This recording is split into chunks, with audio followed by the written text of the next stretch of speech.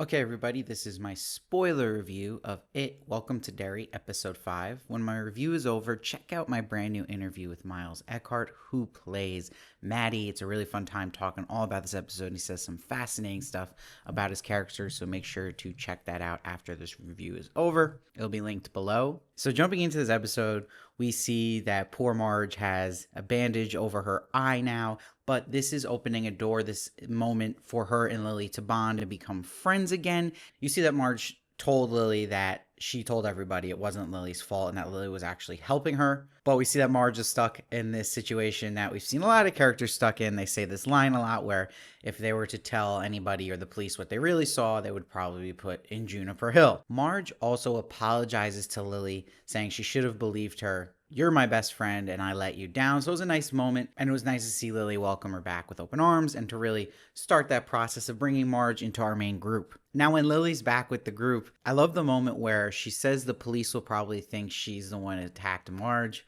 And Rich says, everyone thinks that. And I love Will's reaction to Rich when he says that. It was priceless. And it's also showing you that even Marge saying Lily didn't do it didn't really help much, that Lily's always going to be accused basically of everything, having this reputation of Loony Lily. But when they go to their hangout spot on the roof, they hear coughing. It is already shown at a tilted camera angle, the tent, and the music is creepy, and it's a misdirect at first to make you think it's the It entity, but it's actually Maddie. But we know this actually wasn't a misdirect, that this was a truthful framing of the shot. So at first you're thinking Maddie is alive and that he survived what happened in episode 1. Maddie explains he has been in the sewers below Derry where the clown lives. He describes the clown ate Teddy's brains, but he says that Phil is alive. So this is a theory a lot of people had, because Phil, his face was not a corpse on the cereal boxes that Lily saw. But now we see this was all a play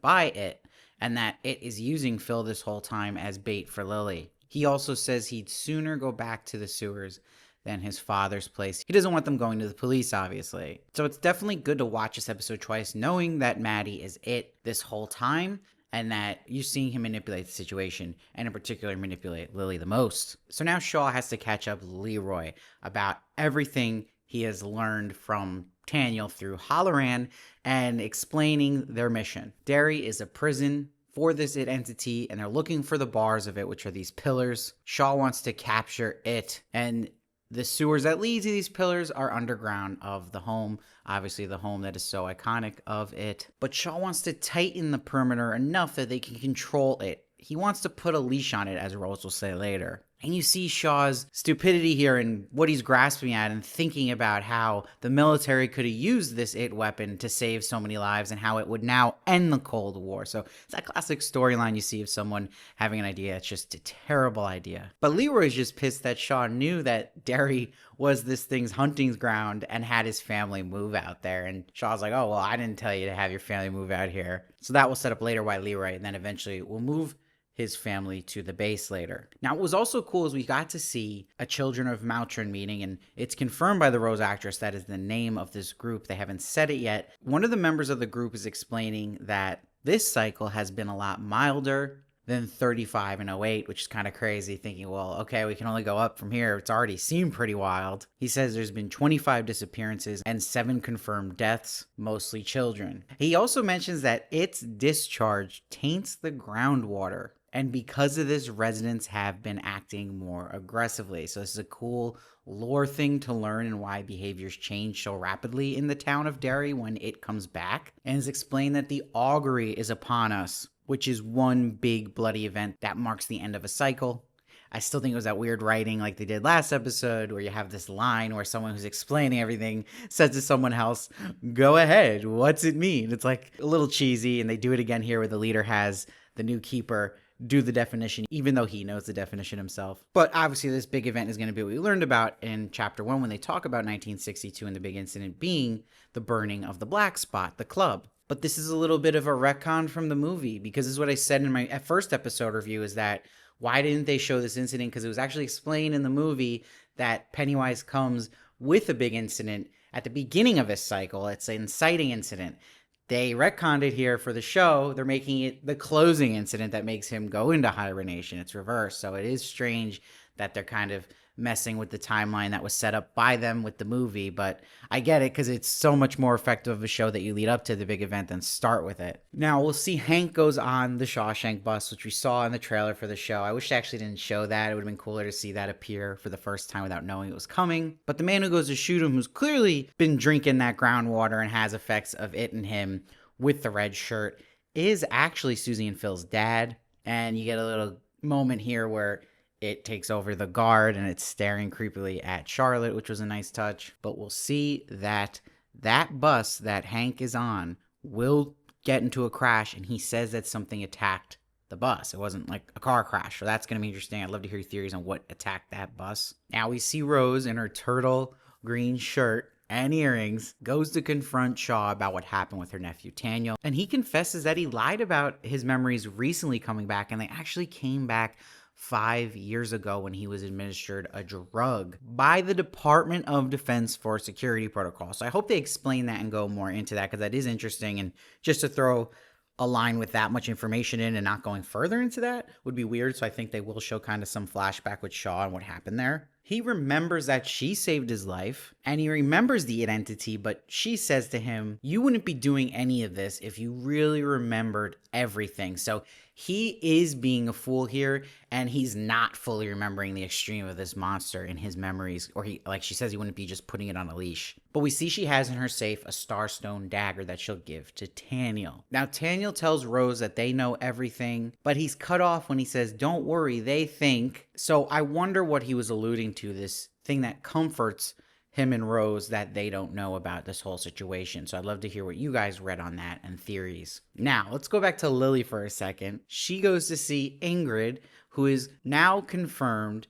to be Ingrid Kirsch. So I saw one of my commenters theorize that Ingrid could be Mrs. Kirsch from It Chapter 2 that we saw with Beverly, who was alluded to being the daughter of Bob Gray, who Bob Gray being the man figure behind Pennywise. So that definitely could be confirming that, but it's not 100% sure yet if she's that exact same woman was human or was just it manifesting somebody. There's a lot to it, but I do believe that they're going with that this is Mrs. Kirsch from that scene. And it might be a stretch with the ages lining up, but I still think it actually could work. And she could still technically be Bob Gray's daughter, so we'll see about that. But I like it, and I like the husband here is revealed to be Stan Kirsch, who was the butcher we saw, and he's not as friendly as he was to Charlotte here. He is terrifying, he is lurking in the background, and it's adding so much now to this character of Ingrid Kirsch, even that her husband is Stan Kirsch. But it's interesting, she's begging Lily here not to go to the sewer, so you're wondering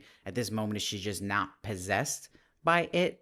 Because she's actually giving her good, safe advice. Now, Lily brings Marge to the group. Lily comes in and says, the police will not believe Maddie. We need to save Phil ourselves, and this will help, obviously, free Ronnie's dad. And she comes in hard to Maddie here, where she's like, you will show us where Phil is, or we'll drag you to the cops, which I thought was like, oh, okay, well, Lily, wow. And she has Mommy's little helpers ready to go, so they can avoid it feeding on their fears. She also has this monologue about, are you an anchor or a lifeboat? Which I don't even know how to feel about. It was a little cheesy too, but I guess in the Stephen King world it kind of works, so I like it as well. I don't know, I'm torn, but I thought it was fine and a good pep talk. So what gets you pumped is the military mission here is laid out. Leroy is going to lead this team that is following Taylour through the tunnels to the pillars, and Halloran is there for assistance if needed. Having the red flashlights on the military sets the scene nice and giving that It red theme to it. But immediately when they get down there, Halloran is getting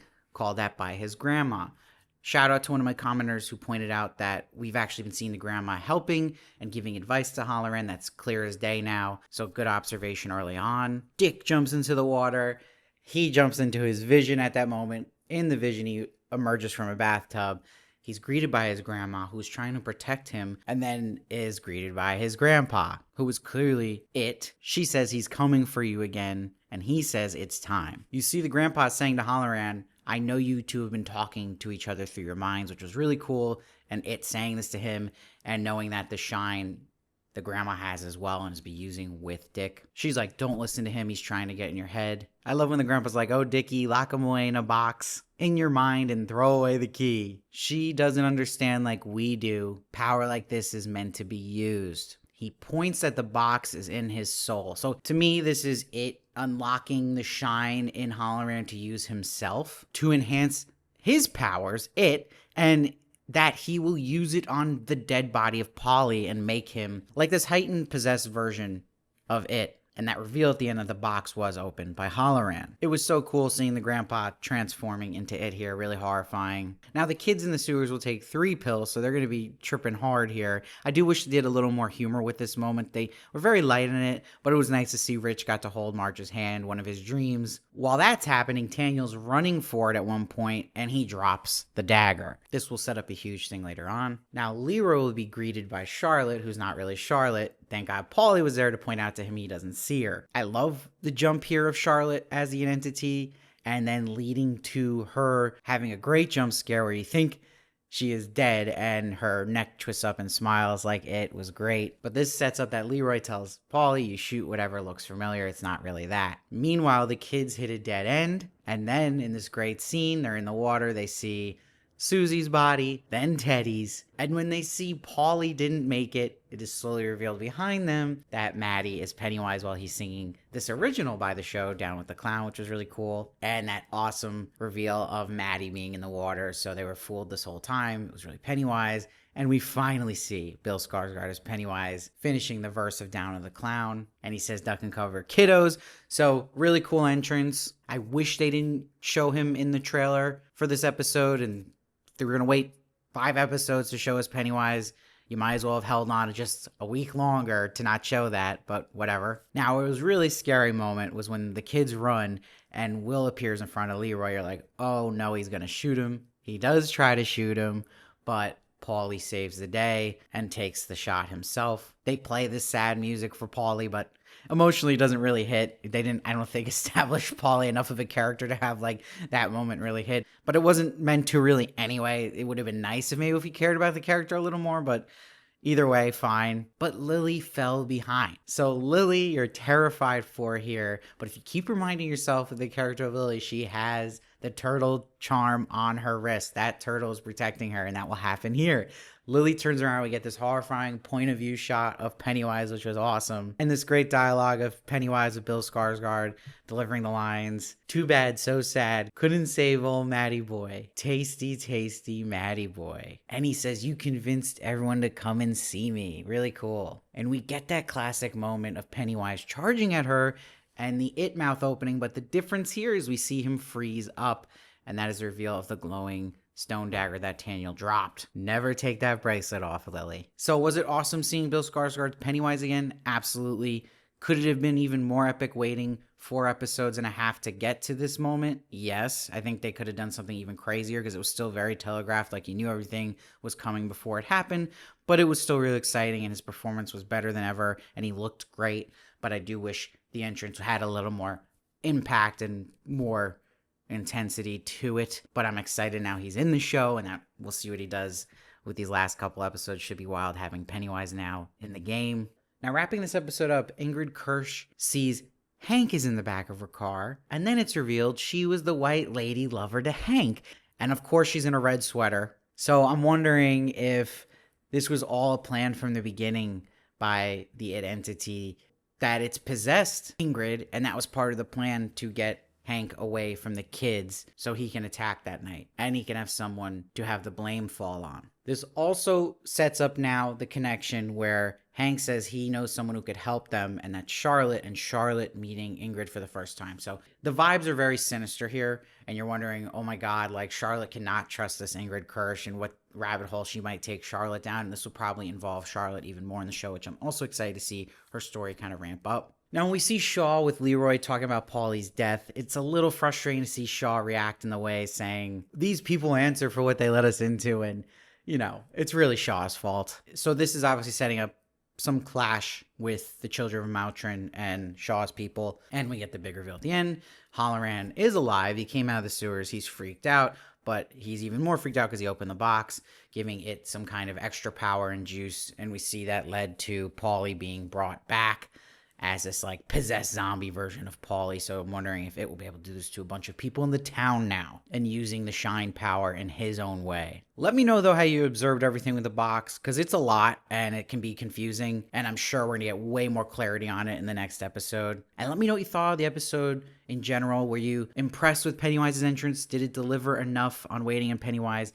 I'm going to give this one myself an 8.3. Obviously one of the better episodes of the show, but I'm still waiting for the show to really take off. But I think we're getting now more into exciting stuff, and it should obviously get more thrilling with Pennywise in the picture, and still a lot to enjoy here and just entertaining in general. Make sure to check out my interview with Miles Eckhart, aka Maddie, about this episode. It's really funny, breaks down everything, and getting to play Pennywise as well. And please follow me at Steve Varley Show on Instagram and subscribe here. It helps in so many ways you have no idea. And I'll see you next time.